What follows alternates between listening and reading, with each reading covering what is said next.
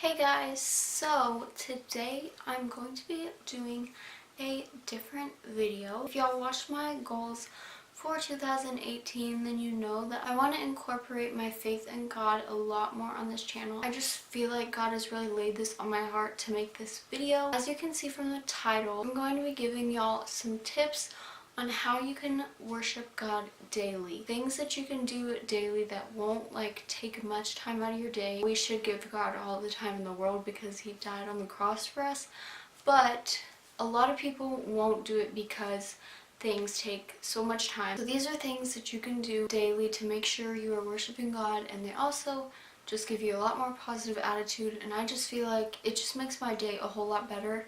And I personally do all of these things. I'm not saying that I'm doing these every day, and in no way, shape, or form am I saying that I'm the perfect Christian.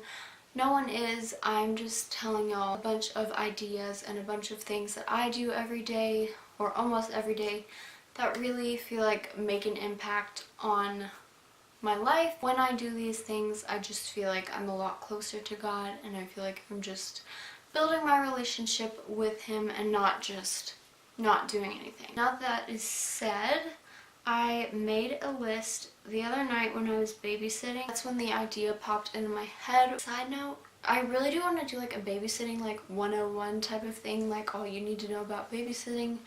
If y'all are interested in babysitting, whether y'all are middle school, high school, college, I feel like anyone could babysit, even if you're a grandma. So yeah, things that you would need to know if you were going to be a babysitter. Getting back on track. The first one is to set a daily verse. So I have the Bible app on my phone, and it's YouVersion Bible app, and there's a place in it where you can go verse of the day, and then you can go to settings. There's one where you can get an email every day, or you can get a push notification on your phone. And then there's a place where you can set the time and choose the version. Since I am really involved with kids, I use the ICB version. I just really like that version. And mine pops up at 7:55 a.m. So what I would do is set it right whenever you're about to leave your house, or maybe it's right when you get up, or maybe it's at night. It doesn't have to be in the morning, but I just feel like in the morning you I don't know, you want something in the morning and you want something at night, and I'll get into that later, but I feel like in the morning you just need something to kind of encourage you for the day. And so today's verse of the day is Matthew 19:26. Jesus looked at them and said, "For men this is impossible, but for God all things are possible." Some of these you will know, if you know a lot of basic scripture. Other times I get daily verses where I'm wow, that really applies to what's going on in my life right now. God really knows what's going on in my life. My mom always calls them God winks, because they're God winks. He's there, he's here in this moment. I'm gonna go ahead and get into my next thing. I definitely recommend you doing a devotion. I've always been the type of person where I'm a devotion, it's just too much and I never get it, and it's just too much words. I've never found a devotion good enough for me. Whenever you go to camps and stuff and they give you that month or two devotion after, I never really like those because they just feel they're too much. I have this one that I really like, and this is the Max Lucado One God, One Plan, One Life 365 Student Devotional. And this is what it looks like, and this is just so good. I'm gonna read you one. When I'm doing a devotion, they put little verses in here, in parentheses, relating to the story. I just look up that verse and I'm wow. So here, I'm gonna cover up this part because this is my testimony. Whenever I find the verse, I just write it down because I'm just that is good. I find a lot of verses that way. I'm gonna go to one that I read the other day that I really liked. I like them all because this is how it's set up. There's a verse at the top that it's relating to, and then this is a scenario. So actual, real life, something related to it in real life. And I just really like that because I feel a lot of times I don't understand devotions, and that's why I really don't like a lot of them.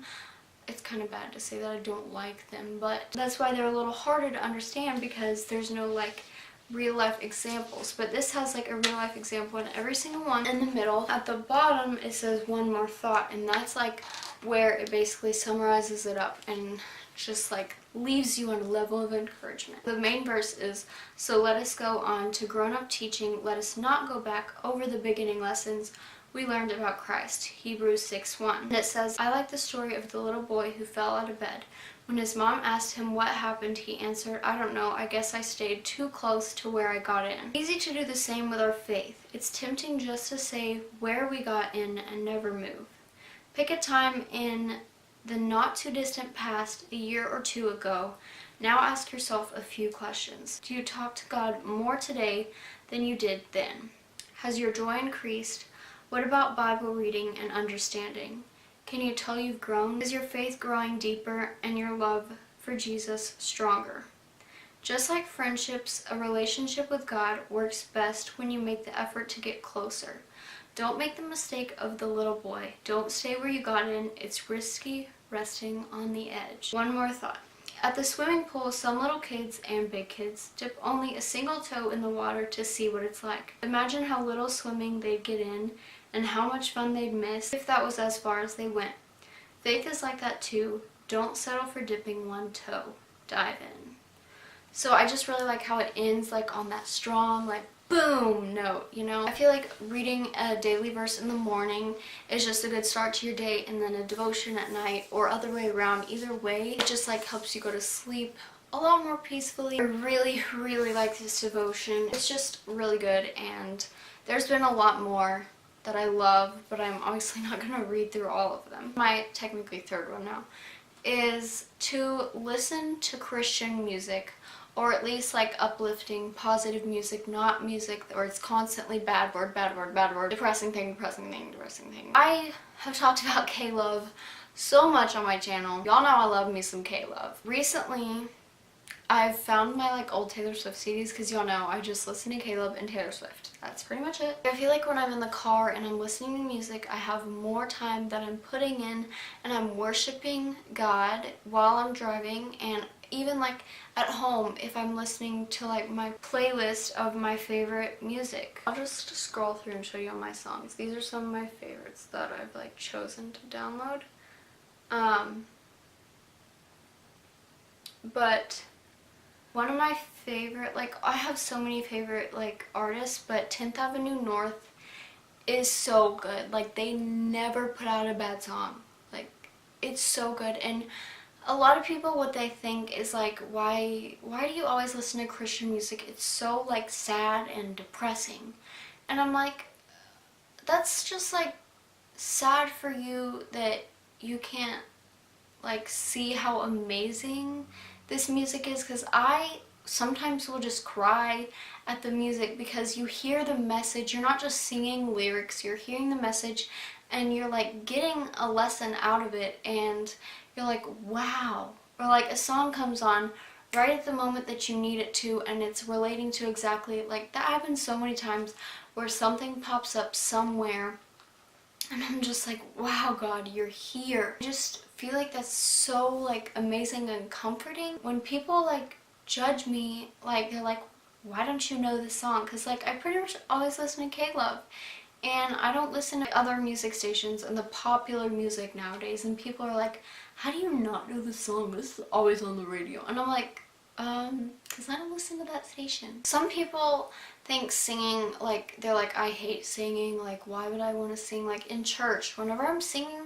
I just feel like, or anywhere, when I'm singing his music and I'm singing his praises, I just feel like all my worries are lifted off my shoulders, and everything that is in my life is just going away, and I just get to worship with just him, and I just feel like it's the best thing ever. And I'm never like, yeah, I'm still cautious driving, obviously, because you have to be a defensive driver, but I just feel so much safer whenever I have his music on, just because I just feel like he's always there, but I'm worshiping him. So like, I don't know, it's not saying that he's not there in the car with you if you don't listen to his music. I just personally feel a lot more like comfortable. I just love KLOVE, definitely recommend it, and they put a bunch of positive messages on there so you get more like lessons throughout the day if you're listening to it. My fourth thing is to pray constantly. Morning, throughout the day, at night, before bed, before dinner. Just talk to him like a friend. Recently, someone has asked me like, how do you pray? And it's just really cool when you get these things in your life. Whenever people come into your life and they ask you just a simple question like that, you get to totally like, you can change their life. Like you can plant a seed, and whether they make the seed grow, it's up to them, but you can plant a seed. And so someone asked me how I pray. How do you pray? And I just say talk to him like a friend and thank him for what you have. I was so naive like before I was asked this, because this person was like, but I would already have this stuff. Like my parents would give this to me. And I'm like, wow. Like I'm not judging you at all, but I just feel like I've been so naive and not like, I don't know. I say talk to him. Some people ask me how, and you just talk. Thank him for all your blessings. Like, do you have a house? Do you have a warm house? Do you have a bed you can sleep in? Do you have a pillow to lay your head on? Do you have food on the table? Do you have all these things that are blessings that we just overlook and we just expect them, but we could not have these things. Some people don't have these things, and we're so blessed to have these things. Ask for him to be with others. Obviously, he's going to be with them, but if you pray for that person, if you have a specific person you need prayer for, whether they're sick, whether they need God, whether they're traveling, I always pray for everyone on the road for them to be safe. Like, keep everyone safe while we're asleep, while they're on the road, and just let your will be done. And whatever happens is meant to happen. He meant for it to happen. He knew it was going to happen years and years and years, and way before we were born, that it was going to happen already. So whatever happens was meant to happen. Another one is to talk about him to people. Even if it's like not talking about him, let him live through you. Let your actions be noticeable that you are Christian or that you are different, because a lot of people will notice and they'll be like, why aren't you saying these words? Why aren't you doing these things? Why aren't you being negative? Like, how are you so positive? You want people to notice, so they will ask questions, so then you will have an opportunity to talk about him. Try to avoid being negative, just because I feel like it's the worst thing to be negative, because if you're negative, I don't know, I feel like you just always need to try and be positive. Yes, you're gonna have your down moments, but I feel like if you're striving to be positive, then you're going to be positive. I really want to make a whole video about how to stay positive. I just feel like a lot of my positivity comes from God. I don't just wake up being positive. Like, I have to put myself to the test to be positive. And I see a bunch of things and they like put me to the test. Like, they really do test you to see if you are strong in God and your faith. Because I emotionally am not strong at all, but talk about him all the time and credit him for your blessings so that people will ask you. Going with that, surround yourself with other Christians, because not saying that you can't have non-Christian friends, but you do want to have some people around you that are going to be like you and that are going to do the same things as you and aren't going to put you through certain situations. I just want people to have the same beliefs and have the same mindset and things like that, so that you won't be alone completely, which it's fine if you are, but hopefully one day you will stretch your arm out and you will get someone else to be a Christian with you, and you just have to plant those seeds and let him live through you. I don't want to say this is like an obvious one, because you're new to the Christian thing or you've never even heard about God and you've come to this video. You need to go to church regularly whether that's Saturday or Sunday, whenever they have it, and then get involved with like a group, like whether that's a small group, a youth group, a children's group, a college group, an adult group. You want to get involved with your church so that you can have more than just once a week of preaching. You want to find a pastor that will feed you, a church that will feed you and educate you. I feel like church and then a group, so that's twice, 2 days out of a week where you have that. And then I think you should get involved in a club at school, college. A lot of schools have like a Christian club, Christian groups that you will have a group of friends that are there, and that's a third day out of the week. You have 4 other days that you have for yourself, and you can worship Him through your devotions. You should do your like devotions, daily verse,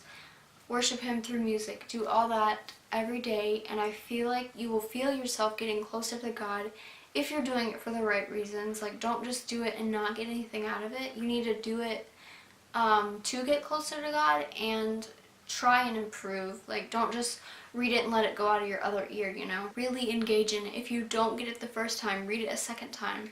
I do that all the time. Like, my daily verse, I pretty much normally read at least 2 to 3 times just to kind of digest it a little more. If you don't understand something, don't be like ashamed or like embarrassed to ask someone. It's gonna go over our heads a little, and we're gonna have to digest it and read it and not just get it on the first try. You're gonna have to read it and really get to know it. I forgot about this one. Read, like, if you like reading, even if you don't, like, find Christian books by Christian writers or just like stories through their lives that you will find interesting. I really want to do a video on that, my favorite like Christian books or something like that, because I would love to talk about them in this video, but this video's probably already really long, so if you want that also, just tell me down below. That was my how to worship God every day, and is pretty much like a lot of things. Like, I didn't just talk about that, but like some other things too,